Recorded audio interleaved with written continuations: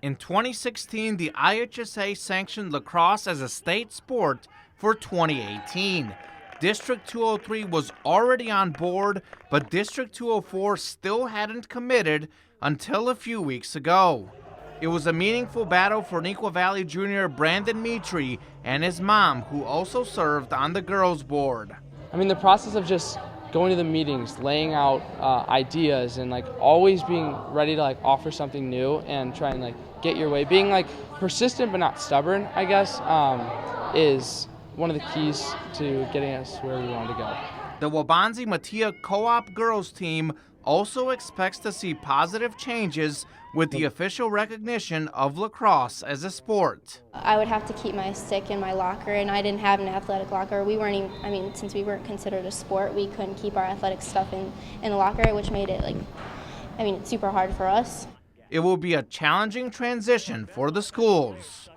Well, now that the school takes over, they've got to deal with the fields, they've got to deal with the lining of the fields, they have to deal with the fact that they're now coalescing boys and girls, and there's a real difference in equipment requirements for boys versus girls. The holdup for District 204 was cost, which was estimated to be over $200,000 for the first year.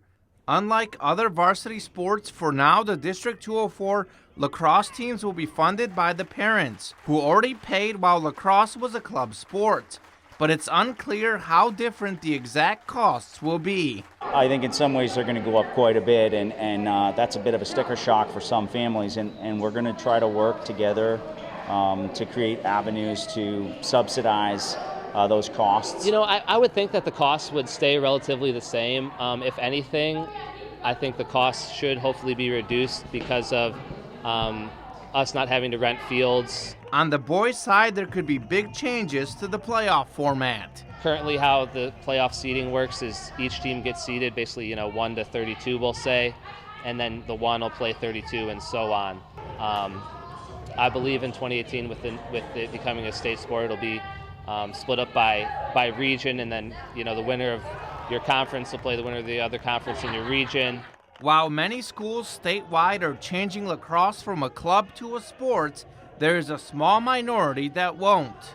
But the District 204 schools are excited to compete in the first IHSA state tournament in 2018.